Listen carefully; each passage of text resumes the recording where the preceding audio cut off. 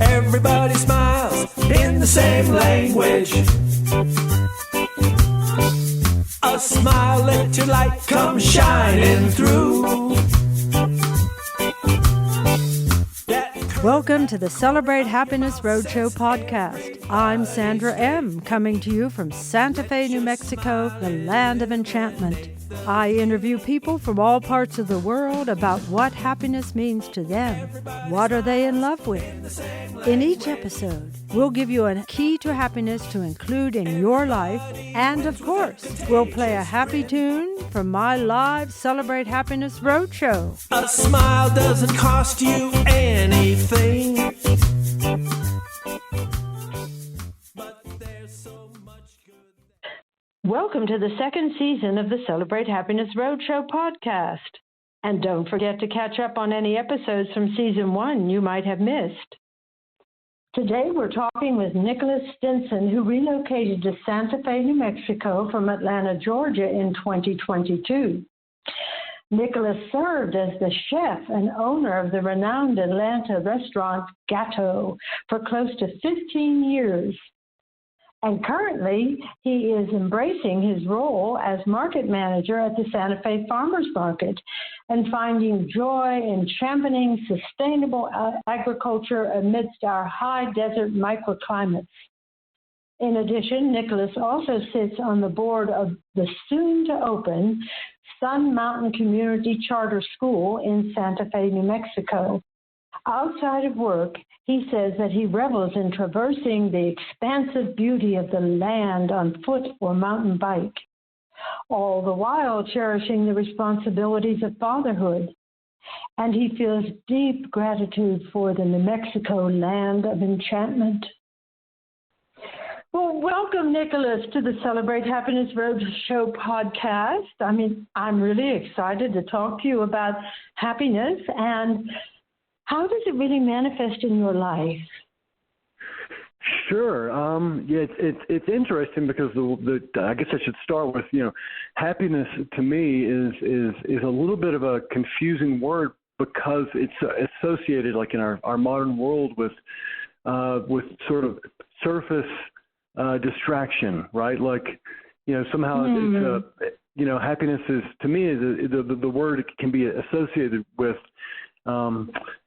just sort of a entertainment, just kind of a light, passing thing. And I think what we're pointing to when we want to talk about happiness is a deeper joy, meaning, and purpose in our lives. Mm-hmm. Right. And that, sure. And so for me, happiness is not that surface level thing that we see on television or social media, and instead it's ecstasy, joy, transformation, right? I think these are the things that I'm certainly looking for to experience, that because it's what makes us closer, or brings me closer to love and connection and community. I think that's what is happiness to me. Happiness is joy, and ecstasy, transformation. Yes. Wow, that's really interesting because you have a huge community that you're working with, right, at the Santa Fe Farmers Market. There's a lot of farmers down there and people selling stuff, etc., and you're ahead of it, right? Yes, ma'am. And so the beautiful thing as far as how does joy and happiness show up there in the way that I'm speaking to is that, it's not on the surface. Being a farmer or a rancher in the year 2025, especially in northern New Mexico, is not an easy. It's not an easy thing. It's brutal, long, hard work, physical. That does not. There's no possibility to get rich or make a lot of money. So why in the world would people do that these days, right? And the people that I meet there at the market that are our ranchers, our farmers are deeply committed to the work that they do, even though it has so many arduous things about it. Because gives them meaning and purpose, right? Like it's in a world full of meaningless jobs that don't fulfill people's spirits, and that feel kind of useless and humiliating, right? Like, there's a Graeber book, it's called BS Jobs. And in the book, he examines and interviews people that are working in your ordinary sort of corporate job, office drones, all that sort of thing. And he worked with other anthropologists to do interviews and whatnot. Anyways, they came up with a number of around 70% of Americans consider their jobs to be BS, meaning there's no actual purpose. They're not doing anything. They're not actually giving anything back to the society in which they live. And that's a source of profound depression, humiliation, like it's disempowerment. And so to come back to our farmers and ranchers here, their jobs are very real. Like we all have to eat food, like actual food, right? And again, in a world where like actual fresh, organic and non-industrial food has become harder and harder to come by. You go into the grocery store and you got your little produce aisle, and then your regular, not Montanita or a co-op, but like your regular sort of grocery store. And I would guesstimate that 80% of what's in the stores is prepackaged, meaning it's industrially processed food.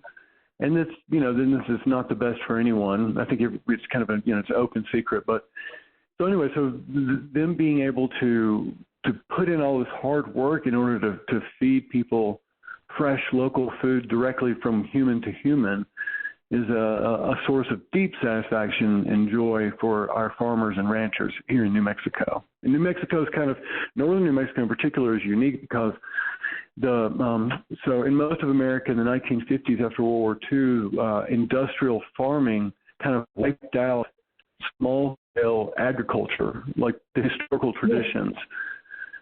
Yes. And in New Mexico, because it's never been a place, specifically in northern New Mexico, because of the climate and the water conditions, all these things, there was never an opportunity for big agribusiness to come in and break the systems.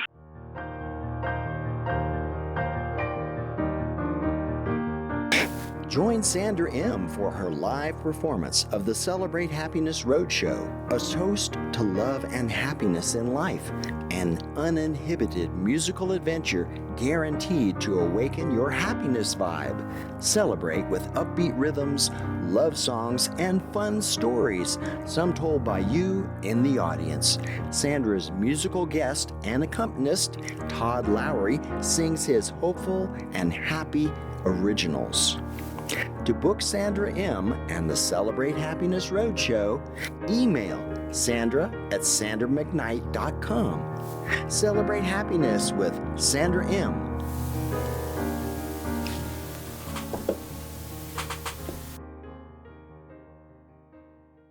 It's a lamb rancher up in Chama, and whose family's been in and on that land and doing various things, lambs and other things for the better part of 250 years. Full and beautiful thing to get to work with these people and help hold the space for them to come together and have all their businesses and to create community here in Santa Fe. Yes, I really am fascinated by this. I didn't know that much about the Santa Fe Farmers Market, although I attend, and isn't it pretty well known, like throughout the whole United States? It's one of the best, isn't it? Yes, ma'am. We get a lot of media coverage, I think, because part of it is you wouldn't expect a thriving farmers market in a high desert climate necessarily. But I think the other part of it is what I'm speaking to is that it's, in most big cities or bigger cities or, farmers markets are these days are mainly driven by younger. Maybe they're new to farming. Maybe they worked an IT job and they decided to have a revolution and start farming. You don't have as many multi-generational farms and situations happening. Whereas here, the majority of our farmers are multi-generational. I mean, we do have some young, what I'd call sort of, hip young farmers, but for the most part, it's kind of unique in that it is multi-generational. They also managed to come together as sort of a coalition in the early 2000s, and it's borderline miraculous that between the community and the farmers, they were able to build the building that the market operates out of, right? So, because in many big cities, you have farmers markets and they're happening in city parks, so they're kind of out and exposed. They can't be year round. They shut down in the winter, and it's kind of a miracle that our farmers came together and built in the community and built the building specifically. I mean, they have a year-round walk-in cooler, year-round market, even here in this, in the middle of the winter, that pretty much never doesn't happen. So I think between that and then also the restress. So the restress are a unique thing to northern New Mexico, which is ornamental dried chili and flowers as sort of sculpture. And this is a very old tradition that doesn't really exist elsewhere. So I think that's why, the New York Times writes our market up every other year. We usually show up in the top 10 to top 20 markets in the country. So it's really nothing short of a miracle that is happening in one of the most sparsely populated states in the country. And Santa Fe itself is not really a city. I'd say it's a big town. But we're really famous. We're really famous. Santa Fe is famous. This is very true. So, like in many things, whether it's fashion or art or opera, Santa Fe certainly shows up in a way that you wouldn't expect for a city of 90,000 people, roughly. Yes. I want to ask another question here that I'm so fascinated by what you're saying about the market. But you started out by saying that happiness means to you joy, ecstasy, and transformation. And I am wondering I know that you were a chef, and you still are, I'm sure, a fabulous chef. And this was in Atlanta, and you had Gato, which doesn't that mean cat? It sure does. Yeah, and this was a wonderful, renowned restaurant in Atlanta, Georgia, and you were there for 15 years. And I'm wondering if the move to Santa Fe and doing what you're doing at the market has been a transformational experience for you, because you said that happiness is connected with purpose and transformation. So has it been a transformational experience to move to Santa Fe and get into this Santa Fe market? Oh, most definitely. I mean, and for me, it's interesting how the transformation or deep change, and these things happen for me, anyways. They happen inside my experience or my being first, and then they start, and then they're able to move out into the world. So for me, I'm also I didn't put it in the description or whatever, but I became a dedicated sort of Zen Buddhist practitioner. Roughly at this point, about 5-6 years ago, and when I began that as a disciplined practice, I experienced a series of sort of personal transformations, right? And in the restaurant, it's bustling, it's happening. I'm still enjoying it, but I'm not. I wasn't. I suddenly felt like there could be something else, right? And at the same time, my personal and my family life were very intense and not fantastic. And and Santa Fe became a place for me and my son and my now ex-wife to try to come and create a new shape with our lives, right, and so and that coincided, that moment coincided with the gentleman who were my sort of the final pop-up in the restaurant, or how would you and they anyways they basically bought the business. Right, I saw that on the web.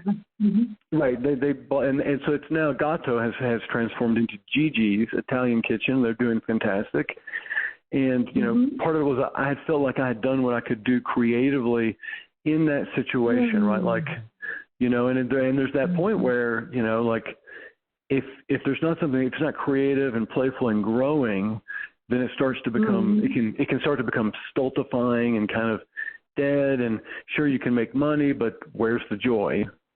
And so moving out here, I really, you know, because of being a chef and a restaurant person is what I knew, and where I knew to find the intersection between making money but finding joy and creativity, right? Like, I think that's I think that's the challenge that most people I know, and certainly myself, are most struggling with, right? You know, there's things we do that we love that don't pay us any money, and then there's the things that we do that we don't love as much, or we don't enjoy at all, maybe, but we pay money.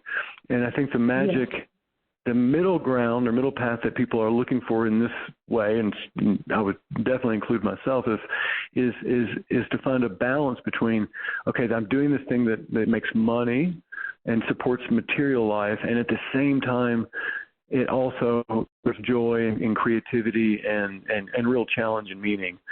And so I was hoping to move out here and open another restaurant, but I was also open to taking what I had learned working with food producers, running a business, all of those things, working with people, managing people, and move into something else. And here you know, it was. And here we are, you know, like, I think I've been at the market job now for 2.5 years. And the thing that's most different about it is that it's,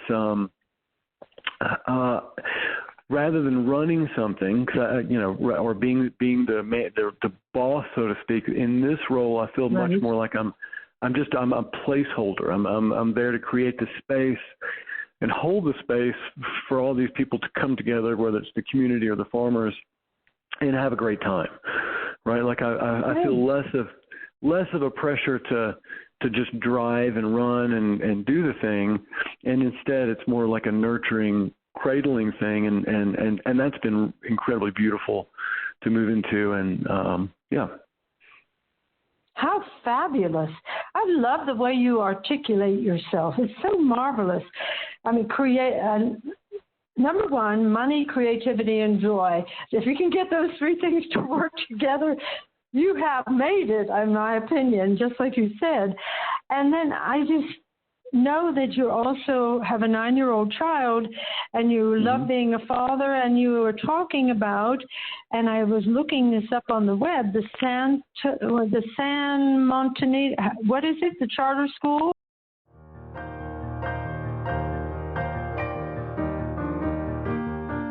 Join Sandra M. for her live performance of the Celebrate Happiness Roadshow, a toast to love and happiness in life, an uninhibited musical adventure guaranteed to awaken your happiness vibe. Celebrate with upbeat rhythms, love songs, and fun stories, some told by you in the audience. Sandra's musical guest and accompanist, Todd Lowry, sings his hopeful and happy originals. To book Sandra M. and the Celebrate Happiness Roadshow, email sandra@sandramcknight.com. Celebrate happiness with Sandra M.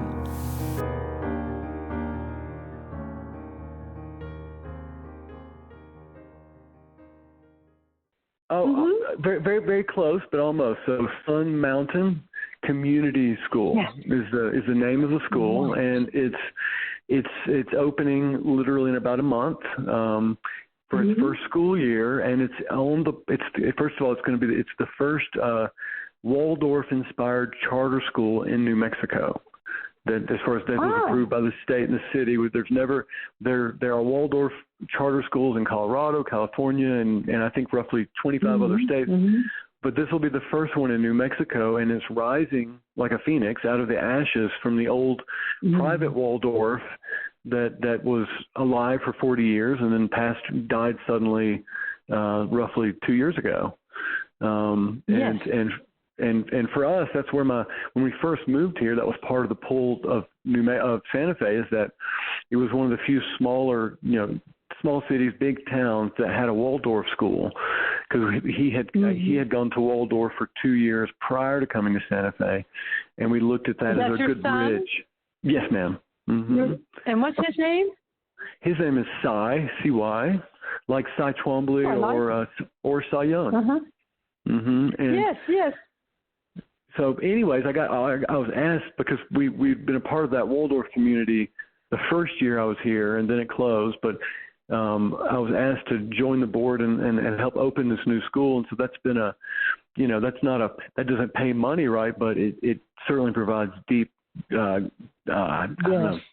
Deep meaning, purpose. I don't know, opening a new school. Like, I would have, if you'd asked me 4 years ago that, and you told me that in 4 years I'd be, helping to open a new charter school in New Mexico, I would have just turned my head sideways and been, baffled.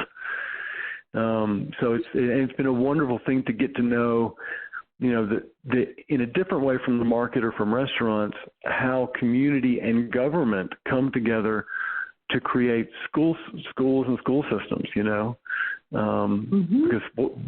what's more, I don't know, there's not many things more important than educating children, because they're going to be the next round of society, And, yes, and the Waldorf School is very unique for people who might not know much about it, but it's not like you just go to a building and sit there and do as I understand, there's many more things involved. Sometimes there's raising animals and cooking your own food and other things of that nature, so that it's more holistic. Is that correct? Right. That's very correct. So, Waldorf schools are, they're much more nature-based, much more outdoor, play-based, and trying to create the basic idea is to create a whole child, not just an intellectually sophisticated child, but an emotionally, intellectually, to a whole person, a physically, the whole child. And I think that's more, personally, I believe that's more of an urgent need than ever with the advent of screens and technology and computers, which can be powerful tools.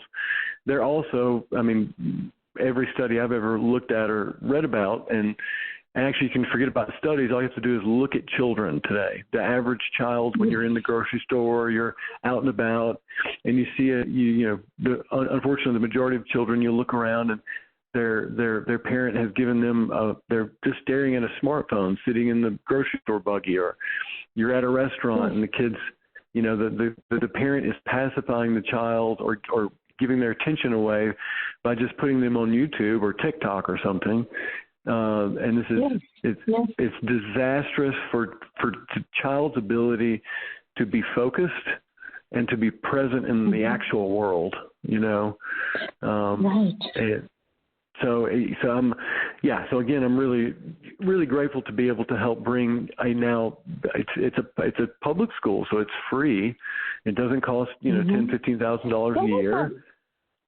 How come it's free? Because it's public. Wow. Yeah, that's fantastic.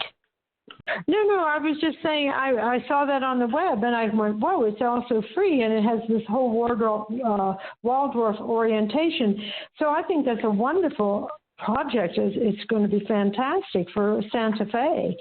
And, I wanted to just come back to the whole concept that you started out by saying, for you, happiness really was a deeper, joyful meaning and purpose in life. And as I've listened to you talk for like the last, 25 minutes or so, you've really talked a great deal about having such a deep meaning in terms of what you're doing in the world. And again, combining your income or your money with creativity and joy. And I also know that you told me at one time you were a musician. What did you play? Sure. I did. How would you put it? Okay, so I did drone and minimalist sort of, voice and guitar. But I did long form, for the most part, almost what you'd call ecstatic meditation music, like Steve Reich or Philip Glass, like things in that direction.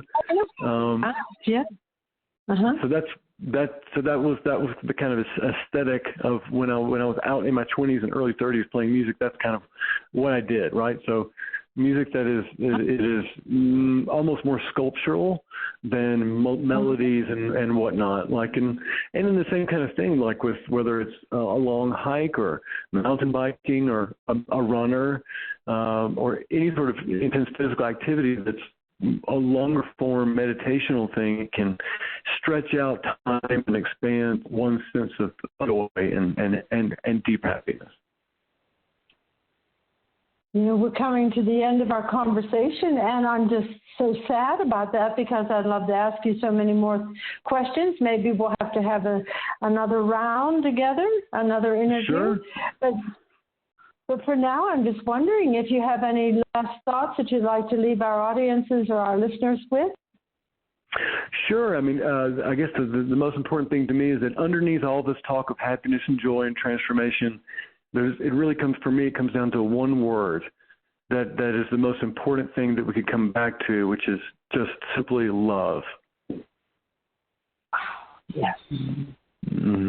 And gratitude, and it's one more gratitude, right? That's what, you know, I think if we look deeply at the world around us and inside of ourselves and just let things show up, we're going to find love. And that's the biggest, you know, miracle and source of joy of all, right? Yeah. As far as I'm concerned, yes. Thank you so much. Thank you so much. Yeah. And I hope you have a beautiful day and a wonderful weekend. Thank you. All right. Bye. Here's today's key to happiness. Smile. It's a powerful energy that lights you up every time you do it. People smile when they're happy, which causes their brain to release the chemical dopamine, which makes all of us happier. And it works in two ways. Next time, when you're feeling a little low, try cracking a smile. First thing when you wake up, smile as you open your eyes, and then smile again as you look at yourself in the mirror. Pick up on that smiling energy. Keep it going through the day. Try smiling at 5 people a day. You're going to notice a positive change.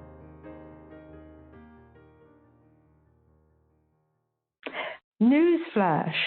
Please sign up for your copy of our Keys to Happiness at SandraMcKnight.com. Thank you for tuning in to Season 2 of the Celebrate Happiness Roadshow podcast. And if you enjoyed the conversation, please help spread the word by sharing with your friends and family. Before we go, I'd like to thank today's guest, Nicholas Stinson, for sharing his happiness story. And to share your happiness story on the Celebrate Happiness Roadshow podcast, send an email to Sandra@SandraMcKnight.com. Turn your smile on, you can't go wrong. You'll find that love is all around.